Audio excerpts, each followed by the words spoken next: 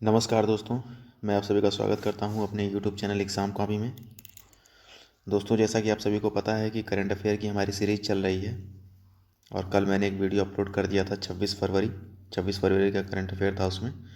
और आज हम बात करेंगे 27 फरवरी के करंट अफेयर की, फिर ऐसे ही 28 फरवरी, फिर 1 मार्च, फिर ऐसे ऐसे हम क्रम से हम चलते जाएंगे। करंट अफेयर आपको डे बाई डे आपको मिलता रहेगा, ठीक है। इसलिए आपको ज़्यादा परेशान होने की ज़रूरत नहीं है। और इसमें बहुत ज़्यादा प्रश्नों को मैं नहीं रखूँगा, सिर्फ गिने चुने प्रश्न जो कि काफ़ी इंपॉर्टेंट होंगे उन्हीं को मैं रखूँगा। और मुश्किल से वही 10 से 12 क्वेश्चन हमारे होंगे। और आज भी मैंने 12 प्रश्नों को ही रखा है। मैक्सिमम टू मैक्सिमम 15 क्वेश्चन हो सकते हैं, अब मिनिमम टू मिनिमम 10 क्वेश्चन हो सकते हैं, ठीक है। इससे ज़्यादा हमारा करंट अफेयर को देखने की ज़रूरत नहीं है, क्योंकि हम डे बाई डे हम कवर कर रहे हैं, ठीक है। तो अगर आपने चैनल को सब्सक्राइब नहीं किया है तो प्लीज़ सब्सक्राइब कर लीजिए, बेल आइकन को ऑन कर लीजिए, लाइक कीजिए, कमेंट कीजिए और शेयर कीजिए। और अब मैं आप लोगों के सामने पहला प्रश्न रखने जा रहा हूँ।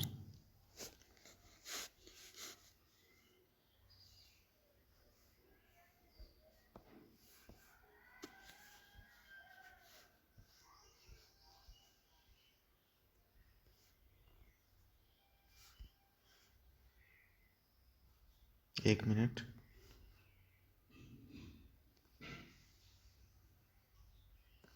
तो जैसा कि आप सभी लोग देख सकते हैं कि पहला प्रश्न हमारे सामने आ चुका है। और पहला प्रश्न इस प्रकार से है कि 25 फरवरी को नाटो ने किस विषय पर चर्चा के लिए वर्चुअल आपातकालीन शिखर सम्मेलन आयोजित किया था। नाटो आप लोगों को जैसा कि पता ही होगा कि नॉर्थ अटलांटिक ट्रीटी ऑर्गेनाइजेशन एक संस्था है, ठीक है, जिसने वर्चुअल आपातकालीन शिखर सम्मेलन आयोजित किया है। और ये किस पर किया है, तो ये यूक्रेन संकट पर किया है। जैसा कि आप सभी लोगों को जानकारी होगा ही कि अभी यूक्रेन में क्या हालात हैं और रसिया ने उसका क्या हालत कर दिया है, ठीक है। तो अगला प्रश्न देखते हैं। अगला प्रश्न है 25 फरवरी 2022 को राष्ट्रीय समर स्मारक का कौन सा स्थापना दिवस मनाया गया। 25 फरवरी 2022 को राष्ट्रीय समर स्मारक का कौन सा स्थापना दिवस मनाया गया था। तो ये तीसरा था, ठीक है, इस चीज़ का आपको ध्यान रखना है।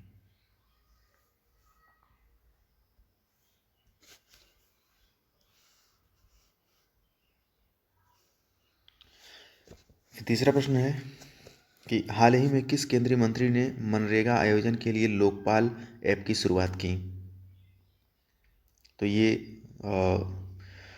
यूनियन मिनिस्टर हैं गिरिराज सिंह, ठीक है, उन्होंने इसकी शुरुआत की है।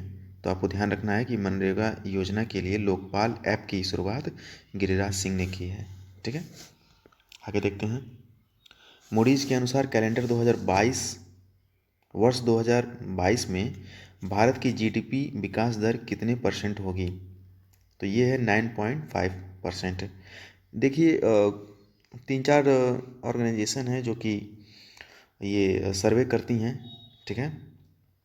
तो उसमें से एक मूडीज़ भी है, ठीक ना। तो इसके अनुसार जीडीपी का जो विकास दर है वो कितना है, वो 9.5% है।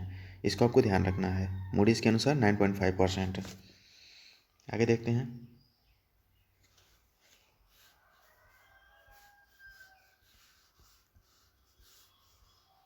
अगला है आईडीबीआई बैंक के एमडी और सीईओ के रूप में किसे फिर से नियुक्त किया गया है। तो ये हैं राकेश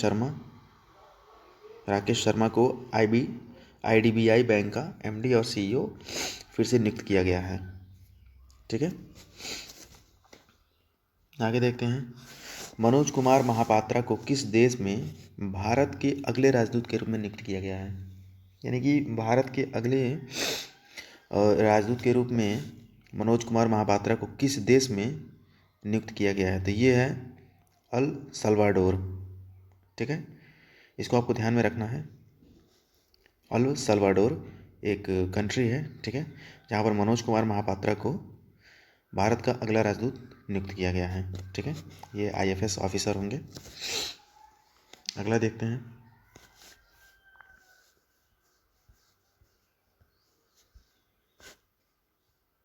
अगला है 22 फरवरी को भारत के किस देश से 3 और राफेल लड़ाकू विमान प्राप्त हुए हैं। तो ये क्वेश्चन तो मुझे लगता है कि सभी लोगों को पता ही होगा कि राफेल जो विमान है वो हमने फ्रांस से लिया है, ठीक है। तो इसमें बहुत कुछ खास नहीं है, लेकिन फिर भी आप ध्यान रखिएगा कि 3 और हमने राफेल वहाँ से लिया है। ठीक है, अगला देखते हैं।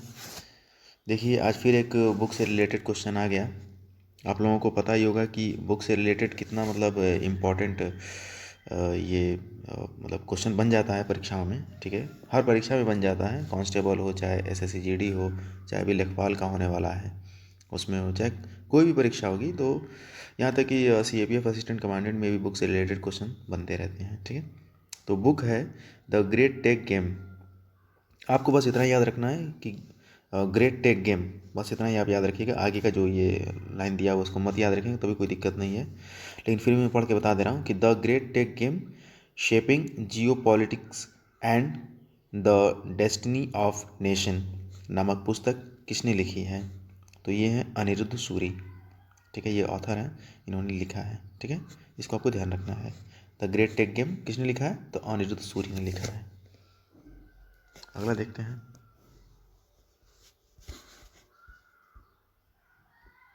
अगला है अंतर्राष्ट्रीय T20 क्रिकेट में सबसे ज़्यादा रन बनाने वाले खिलाड़ी कौन बन गए हैं?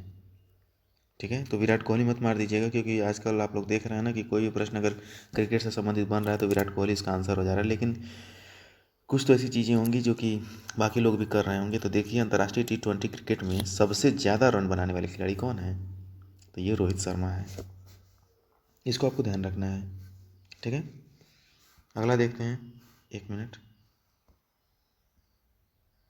अगला है इंडियन प्रीमियर लीग यानी कि आईपीएल का 15वां सीजन किस तारीख से शुरू होगा? तो ये है 26 मार्च, 1 महीने में ये शुरू हो जाएगा।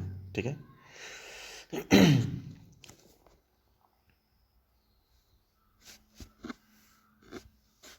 अगला देखते हैं। किस भारतीय को इंटरनेशनल रबर स्टडी ग्रुप यानी कि IRSG का अध्यक्ष नियुक्त किया गया है? तो ये हैं डॉक्टर KN राघवन।